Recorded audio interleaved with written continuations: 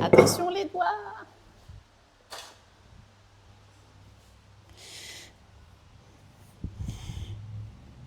J'entends la pâte qui se dégaze en même temps.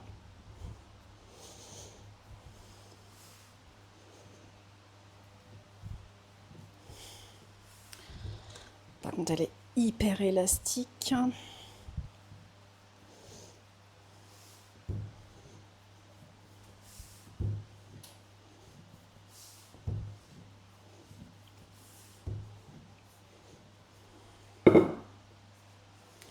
Ma cocotte, t'es censée être carrée.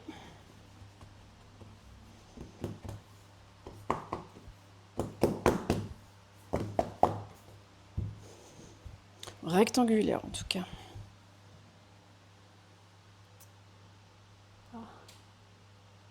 Chocopocodrolo. C'est quoi ça? Alors aujourd'hui, c'est atelier maçonnerie. Exactement. Ra, ra. Vous avez dû vous en prendre plein les oreilles.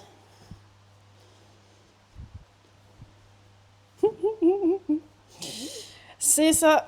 Maçonnerie, travaux, travaux d'intérieur.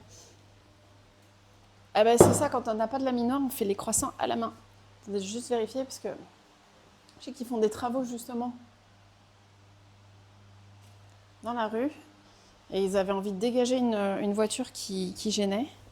Je me dis, si la mienne à un moment gêne, ça serait bête de devoir aller la chercher à la fourrière quand même. Là, par contre, elle est ultra élastique. Je vais devoir la laisser reposer plusieurs fois au frais entre chaque tour. Alors,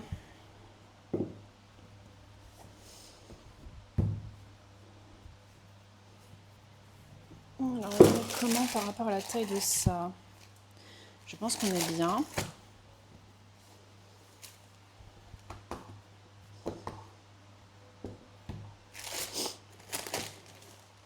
Et alors attention, j'étais en mode maçonnerie pour la pâte levée, mais il faut aussi le faire pour le beurre.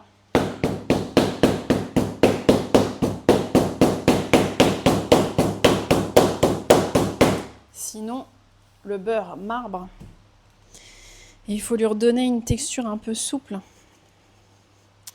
quand vous l'incorporez dans la pâte. Sinon, votre beurre, il va marbrer et comme il va être plus froid que la pâte levée, et ben du coup, vous allez vous retrouver avec des gros morceaux et ça va fuiter au moment de la cuisson. Ça va, c'était pas trop fort. On a le droit au cliché portugais ou pas? Carrément. C'est dans mes veines. C'est dans le sang qui coule. Dans mes veines. C'est ça, j'ai pas pu m'en empêcher. En fait, j'ai fait de la pâtisserie parce que la maçonnerie, c'était pas autorisé pour les femmes. Non mais oh. Non, je déconne, ça, franchement. Cliché sur les Portugais, allez-y. Hein. Go ahead. Ouais, je pense que ça va être good. Tac. Oui, par contre, cette fois-ci, c'est rare, mais j'ai ma pâte qui a séché en fait. Je sais pas si je devrais l'enlever. En fait, ma pâte a séché. Elle a croûté. Elle était pas bien emballée. Ça m'embête. Parce qu'après, ça va faire des... Ça va pas être régulier, quoi. J'apprends encore. Hein. J'apprends encore. Et vous voyez, des petites erreurs comme ça peut être assez fatal sur... Enfin, fatal. C'est juste que le visuel va être un peu moins joli, quoi. Va être moins régulier. C'est pour ça. Si Si j'enlève au moins une petite partie des parties sèches là. Mais franchement, la viennoiserie, c'est un défi au quotidien, même pour les gens qui font de la viennoiserie de base.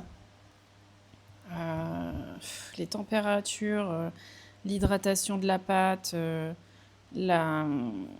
l'absorption de la farine plus ou moins grande, la force de la farine, parce que pas utiliser n'importe quelle force, enfin n'importe quelle farine, donc il faut de la farine de force, mais pas trop. Alors moi j'ai acheté de la farine de force, je me suis dit vas-y il me faut un truc costaud. J'ai demandé au boulanger chez qui je travaille, il me dit ah, bah non mais c'est trop fort la 00. Bah oui mais je pensais qu'il fallait une farine de force. Oui mais pas trop. Oh, c'est pire que la pâtisserie quoi.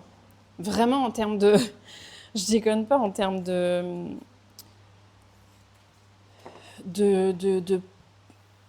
précision. J'ai l'impression que vraiment tout ce qui est viennoiserie, c'est beaucoup plus capricieux que la pâtisserie. Vous voyez là, tout là, ça... Je sais pas quoi faire, parce que... Bon, tant pis, je vais le laisser comme ça, et puis... On repart pour de la maçonnerie? Allez. Alors, normalement, on scelle comme ça.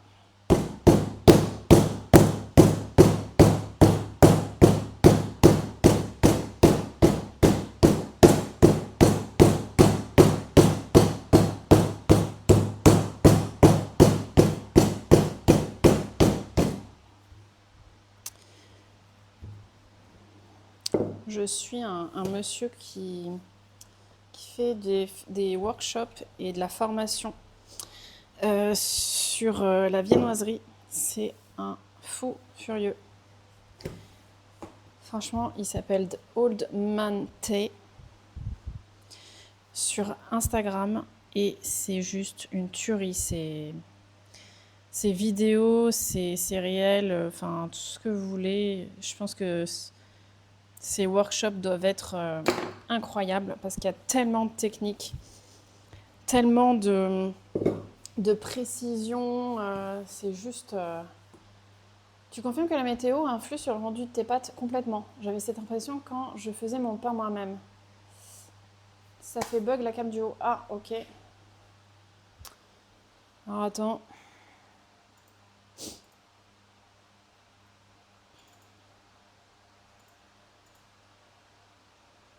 C'est bon, je crois.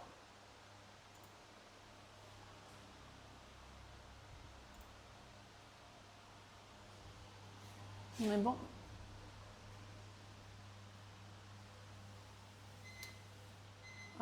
Et oui, la météo complètement. Que ce soit les températures, l'humidité, ça influe de fou. Alors, ça dépend de ce que tu fais. Et ça dépend comment c'est rattrapable. Mais par exemple, si on veut parler, imaginons d'une pâte sucrée. Pâte sucrée, c'est assez facilement rattrapable. Tu la remets au frais, air durci, c'est bon. Enfin, frais, je parle frigo, congèle, ça se rattrape. Une pâte fermentée, quand elle a gonflé, bah, des gens, on fait travailler la levure alors qu'elle n'est pas censée encore travailler. On dit souvent, la levure, dans les pâtes fermentées, en tout cas, croissant, pain au chocolat, tout ça, on veut la faire travailler, enfin on la fait travailler que quand on veut. Donc c'est nous qui sommes censés être les dictateurs de la pâte. Et en fait c'est compliqué parce que si elle a déjà commencé à fermenter, elle a déjà commencé à se fatiguer en fait. Et donc du coup au moment où tu lui demanderas de pousser, bah, elle poussera moins bien quoi. Donc il ne faut pas la faire pousser trop vite.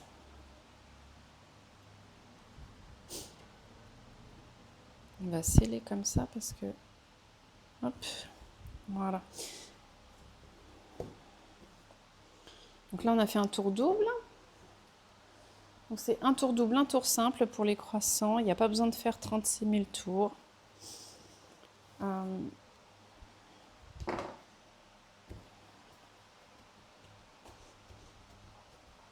Par contre, ça m'embête qu'il y ait ces stries.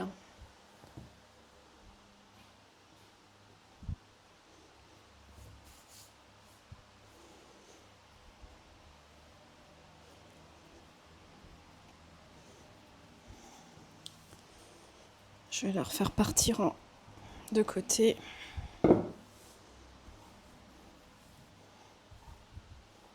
Il fait super chaud là.